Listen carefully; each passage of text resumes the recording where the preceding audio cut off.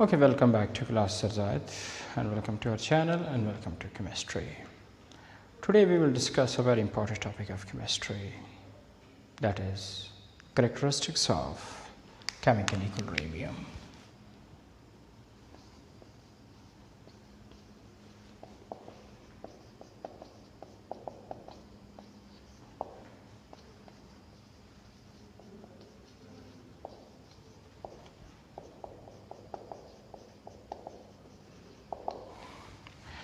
At the end of the previous lecture, you will see there are two types of reversible reaction. One is forward and another is backward. And you can also see very important topic of chemistry, that is graphical explanation of reversible chemical reaction or dynamic chemical equilibrium. Today I am back to a new video, and this video I talk about the characteristics of chemical equilibrium. Number one, remember chemical equilibrium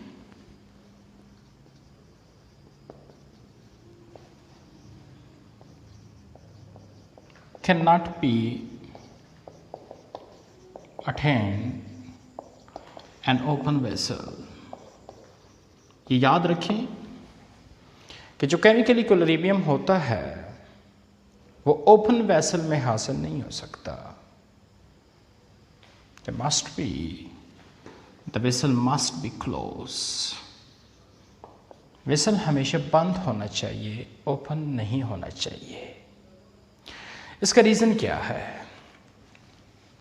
Let me explain the example of chemical equilibrium. For example, 1 mole of nitrogen combined with 3 mole of hydrogen and they form 2 mole of ammonia.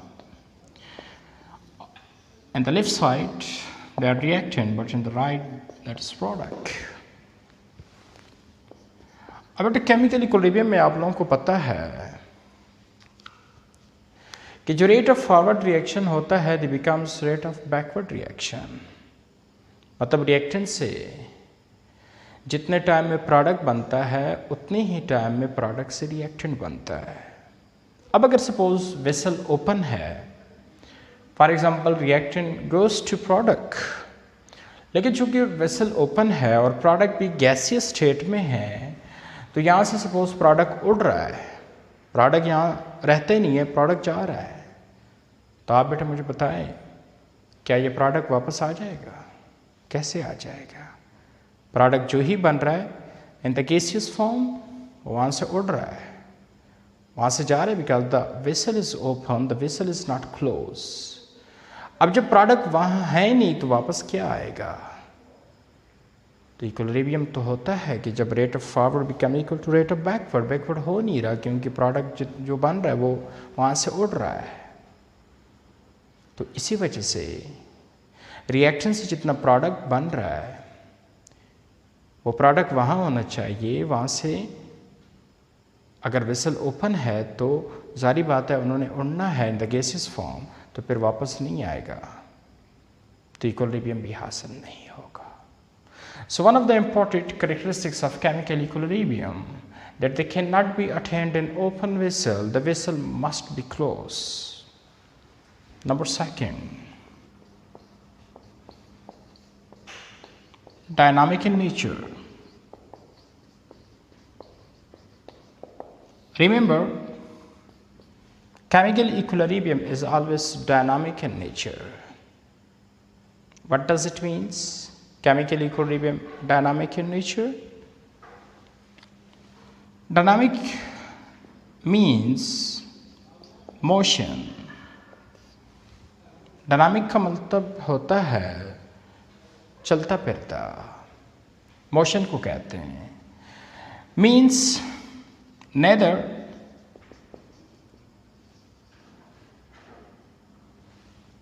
Dynamic का मतलब motion होता है,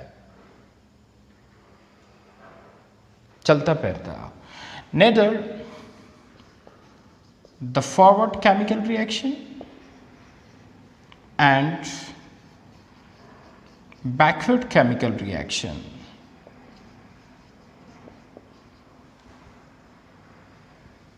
Ceased. Ceased का मतलब होता है stop. मतलब इसमें जो फॉरवर्ड केमिकल रिएक्शन है और बैकवर्ड केमिकल रिएक्शन है ये सीज नहीं होता, स्टॉप नहीं होता। So it's means the chemical reaction always dynamic in nature. The chemical equilibrium, the chemical reaction never stop. They are always dynamic in nature. For example, बेटा देखिए दो तरह के इक्विलिब्रियम होता है। देखिए दो तरह का इक्विलिब्रियम है। एक होता है स्टैटिक केमिकल इक्विलिब्रियम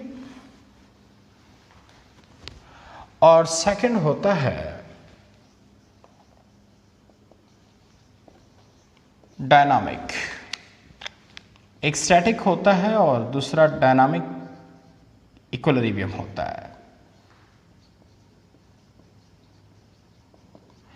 स्टैटिक का मतलब होता है रेस्ट, मतलब ऐसे इक्विलिब्रियम जिसमें बॉडी रेस्ट में हो उसको हम स्टैटिक कहेंगे। फॉर एग्जांपल ये एक बॉडी है, इस पे आपने ऊपर से कोई कतशत रख लिया। अब इतना जो बॉडी पे जो फोर्स लग रहा है उतना फोर्स यहाँ भी लग रहा है। सो दोनों साइड पे जो फोर्स लग रहा है वो सेम लग रहा है। तो इसका मतलब है कि ये बॉडी जो है ये रेस्ट में होगा। इस इक्विलिब्रियम्स को हम स्टैटिक इक्विलिब्रियम्स कहते हैं। डायनामिक का मतलब होता है चलता फिरता इक्विलिब्रियम। अब चलता फिरता इक्विलिब्रियम मोशन में, जिसमें मोशन में होते हैं, वो ज़रा मैं समझा देता हूँ। फॉर एग्जांपल ये बाल्टी है जिसके अंदर पानी भरा हुआ है। अब ऊपर टैप से भी पानी आ रहा है, पानी ऊपर से भी आ रहा है इस बाल्टी को, और जितना पानी आ रहा है उतना पानी यहाँ से जा भी रहा है। अब अगर बेटा इस तरह हो जाए कि सपोज पानी जो ऊपर से आ रहा है वो ज़्यादा आ रहा है और यहाँ से जा कम रहा है, तो इसका मतलब ये हुआ कि ये बाल्टी में पानी का लेवल बढ़ेगा। या अगर नीचे ज़्यादा जा रहा है लेकिन ऊपर से आ कम रहा है, फिर भी इस बाल्टी में पानी का लेवल कम होगा।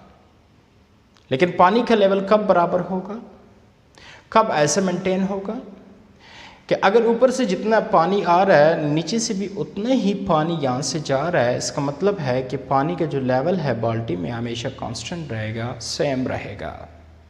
So that is equilibrium. But such type of equilibrium is known as dynamic equilibrium. Why? Because यहाँ चीज़ सीज नहीं हो रहा, पानी जो है वो सीज नहीं है, उसका मूवमेंट बंद नहीं है, बल्कि पानी का मूवमेंट कंटिन्यू है। लेकिन ऊपर से पानी आ रहा है, नीचे से पानी जा रहा है, पानी तो कंटिन्यू है, उसका मूवमेंट कंटिन्यू है, लेकिन फिर भी देखिए इक्विलिब्रियम मेंटेन है। ऐसे इक्विलिब्रियम्स को हम क्या कहते हैं, डायनामिक कहते हैं, जिसमें मॉलिक्यूल, जिसमें चीज़ मोमेंट सीज ना हो, स्टॉप ना हो, चलता फिरता हो। लेकिन अगर सीज हो लाइक दैट, उस इक्विलिब्रियम्स को हम स्टैटिक कहते हैं। तो बेटा इसी तरह जो केमिस्ट्री में जो केमिकल इक्विलिब्रियम होता है वो भी डायनामिक होता है।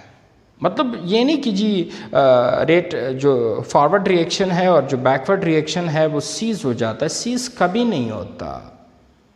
Forward reaction and backward reaction चलता फिरता है, ये कंटिन्यू होता है। लेकिन हाँ, फिर इक्विलिब्रियम कैसे मेंटेन है, क्योंकि जितना रेट ऑफ फॉरवर्ड रिएक्शन है उतना ही रेट ऑफ बैकवर्ड रिएक्शन है। मतलब जितना पानी, देखिए क्यों लेवल मेंटेन है, क्योंकि जितना पानी आ रहा है उतना ही पानी यहाँ से जा रहा है, इसलिए पानी का लेवल मेंटेन है, इक्विलिब्रियम। तो इधर भी जो रेट ऑफ फॉरवर्ड रिएक्शन है वही रेट ऑफ बैकवर्ड रिएक्शन है, तो इसलिए इक्विलिब्रियम है। लेकिन बेटा आप कहेंगे कि ये प्रेशर स्टैटिक हुआ, डायनामिक हुआ, देखिए ना forward and backward reaction stop तो नहीं हो रहा, सीज तो नहीं हो रहे, इक्वल रिएक्शन तो हमेशा चलता है। लेकिन इक्विलिब्रियम इसलिए है क्योंकि जितना रेट ऑफ फॉरवर्ड है उतना ही रेट ऑफ बैकवर्ड है, इसलिए इक्विलिब्रियम मेंटेन है। लेकिन रिएक्शन बंद नहीं हो रहा, so such type of equilibrium is known as what, that is dynamic chemical equilibrium, and chemical equilibrium is always dynamic in nature. So one of the second character of the chemical equilibrium, that is that neither the forward chemical reaction and nor backward chemical reaction ceased. So the chemical equilibrium is always dynamic in nature. Number 3, at equilibrium, तीसरा character जरा focus कर दे. At equilibrium, both reacting and product are present. बेटा chemical equilibriums में, equilibriums point पे, equilibrium state में दोनों जो reactant है और प्रोडक्ट है दोनों मौजूद होता है. अब हम कहेंगे सर दोनों कैसे मौजूद है. देखिए अभी जो मैंने आपको बात डिस्कस की कि केमिकल इक्विलिब्रियम में फॉरवर्ड रिएक्शन भी होता है, बैकवर्ड भी होता है. मतलब रिएक्टेंट से प्रोडक्ट बनता है और प्रोडक्ट से रिएक्टेंट बनता है. तो सारी बात है जब रिएक्टेंट से प्रोडक्ट बनता है और प्रोडक्ट से रिएक्टेंट बनता है तो इसका मतलब है कि दोनों reactant product during equilibrium point मौजूद होते हैं.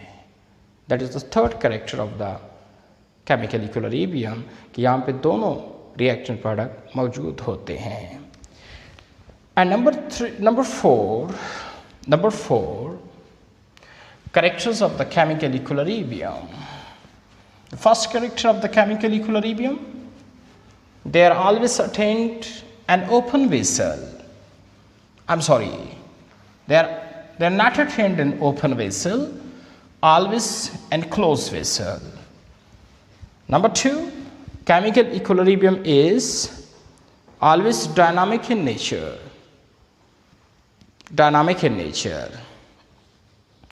And number 3, at equilibrium, reactant and product both are present. Number 4,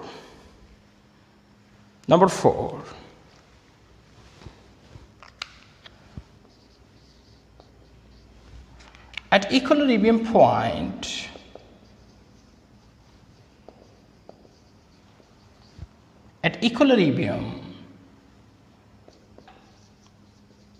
the concentration of reactant and product remains constant. बेटा बहुत इंपॉर्टेंट कैरेक्टर है, ज़रा समझने की कोशिश करें कि इक्विलिब्रियम में दोनों की जो कंसंट्रेशन होती है रिएक्टेंट और प्रोडक्ट की वो कांस्टेंट होती है. ये चीज़ मैंने बहुत डिटेल में, अगर आप लोग प्रीवियस लेक्चर ज़रा देख ले, वहाँ मैंने बहुत डिटेल में ये बात समझाई थी, ग्राफिकली भी समझाई थी कि किस तरह रिएक्टेंट प्रोडक्ट की कंसंट्रेशन कांस्टेंट होता है. मैं सपोज करता हूँ, एक एग्जांपल ले लेता हूँ जिससे दोबारा समझा दूँ कि किस तरह कांस्टेंट है. लाइक फॉर एग्जांपल ये एक केमिकल इक्विलिब्रियम है. अब मैं सपोज करता हूँ कि इक्विलिब्रियम तब ही दोनों के बीच हासिल होता है जब नाइट्रोजन की कंसंट्रेशन 1 मोल पर लीटर हो जाए और इसकी कंसंट्रेशन सपोज जब 0.5 मोल पर लीटर हो जाए और इसकी कंसंट्रेशन जब 2 मोल पर लीटर हो जाए. मैंने सपोज कर दिया कि इन दोनों के दरमियान जब इस रिएक्शन में जब इक्विलिब्रियम हासिल होता है तो वो इन्हीं कंसंट्रेशन में हासिल होता है. जब नाइट्रोजन 1 मोल पर लीटर हो जाए, ये 0.5 पर मोल और ये 2 मोल पर लीटर हो जाए. इन्हीं कंसंट्रेशन में इक्विलिब्रियम हासिल होता है। अब बेटा इनिशियल कंसंट्रेशन आप बेशक ज़्यादा कर ले, पहले 100 थे अब 1000 कर दे, नाइट्रोजन 1000 थे 2000 कर दे, 2000 थे 4000 कर दे, लाख कर दे, लेकिन इक्विलिब्रियम तब ही हासिल होगा एनी रिएक्शंस का जब नाइट्रोजन की कंसंट्रेशन 1 मोल पर लीटर हो जाए। अब बेशक इनिशियल कंसंट्रेशन जो भी लेना चाहे ले सकते हैं, लेकिन जब इक्विलिब्रियम इन्हीं कंसंट्रेशन में हासिल होना है तो इनिशियल कंसंट्रेशन जो भी हो, लेकिन इक्विलिब्रियम तब हासिल होगा जब नाइट्रोजन की कंसंट्रेशन 1 मोल पर लीटर पे आ जाए, हाइड्रोजन की कंसंट्रेशन 0.5 मोल पर लीटर पे आ जाए और प्रोडक्ट की कंसंट्रेशन 2 मोल पर लीटर पे आ जाए। अब अगर आप इनिशियल कंसंट्रेशन ज़्यादा लेना चाहते हैं या कम लेना चाहते हैं, लेकिन इसी कंसंट्रेशन पे इक्विलिब्रियम आना है, तो जब तक ये कंसंट्रेशन ना हो दोनों का रिएक्शन प्रोडक्ट का इक्विलिब्रियम हासिल नहीं होगा। हाँ, जब एक दफ़ा इनका इक्विलिब्रियम हासिल हो जाए इन्हीं कंसंट्रेशंस पे, तो फिर इसमें मज़ीद गड़बड़ नहीं आती। नाइट्रोजन अगेन प्रोडक्ट में कन्वर्ट होगा, लेकिन जितना नाइट्रोजन प्रोडक्ट में कन्वर्ट होगा उतना ही प्रोडक्ट वापस नाइट्रोजन बनाएगा कि कंसंट्रेशन 1 ही मेंटेन रहे। अब 0.5 कंसंट्रेशन आ गया तो इसका मतलब ये नहीं कि बस अब ये सीज हो जाएगा क्योंकि ये कंसंट्रेशन आ गया, नहीं, अब होगा फॉरवर्ड रिएक्शन, इससे अमोनिया बनेगा। तो सारी बात है इसकी कंसंट्रेशन में तो फिर कमी आएगी।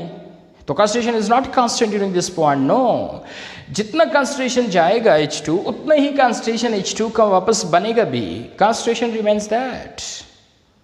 सो मेरे कहने का मतलब है कि एट इक्विलिब्रियम जो concentration of reactant and product होता है वो रिमेन्स कांस्टेंट होता है।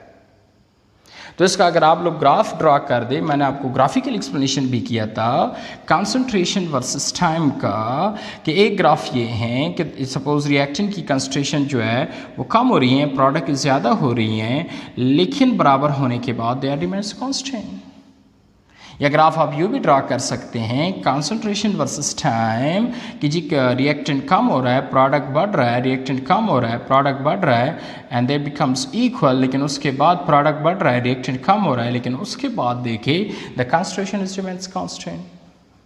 या यूँ भी मैंने कहा था कि आप ड्रा कर सकते हैं कंसंट्रेशन वर्सेस टाइम, कि सपोज रिएक्टेंट कंसंट्रेशन कम हो रहा है प्रोडक्ट कंसंट्रेशन ज़्यादा हो रहा है, and now there concentration is constant and product concentration is also constant.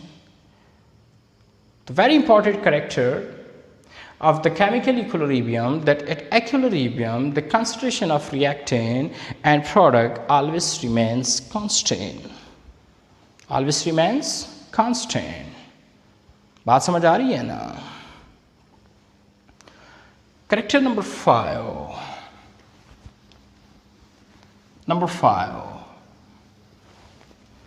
very important character of the chemical equilibrium, that is 5.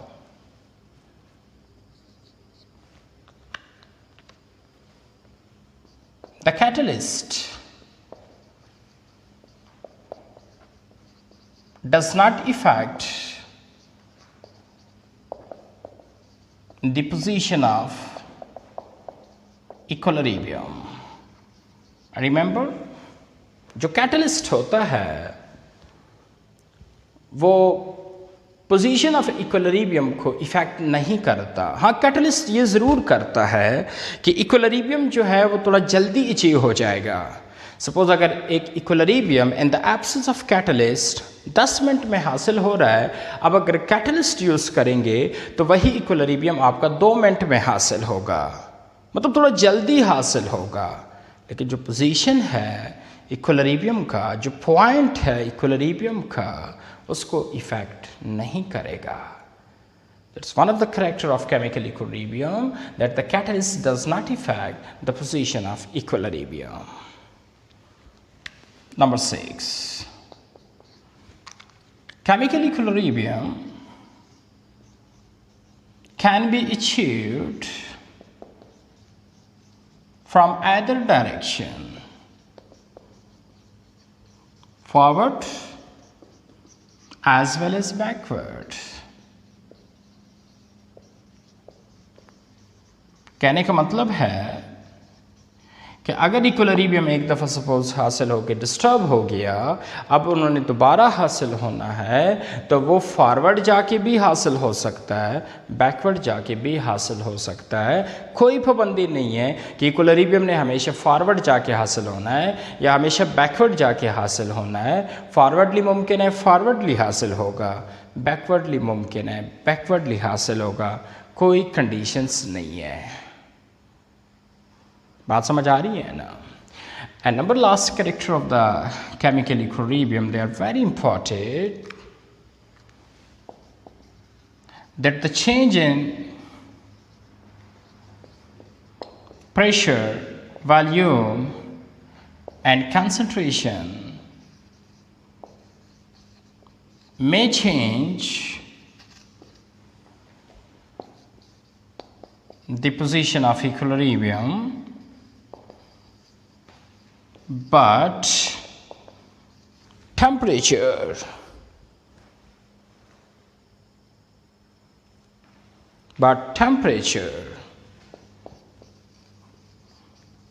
always change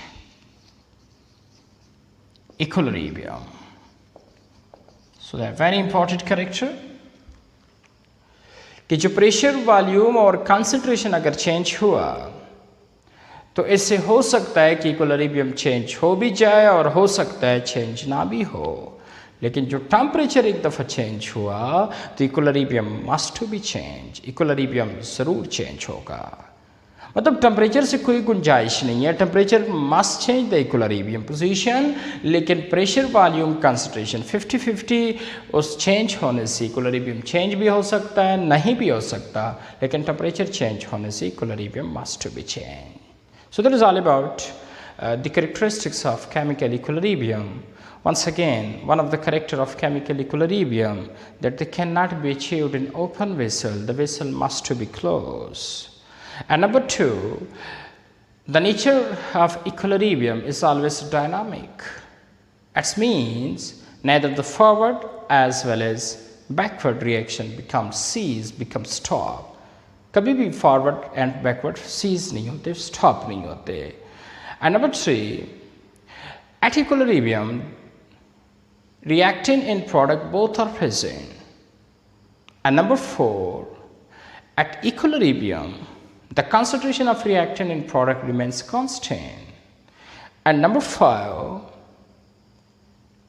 a catalyst does not change the position of equilibrium just to achieve the equilibrium fast. They cannot be changed the position of equilibrium, and the change of pressure, volume, concentration may change the equilibrium, but temperature always change equilibrium. So that is all about the characteristics. And one of the more important character of the equilibrium, that equilibrium can be achieved from either direction, forward as well as backward. So that is all about very important topic of chemistry, characteristics of chemical equilibrium. And next lecture we will discuss law of mass action. Thank you very much.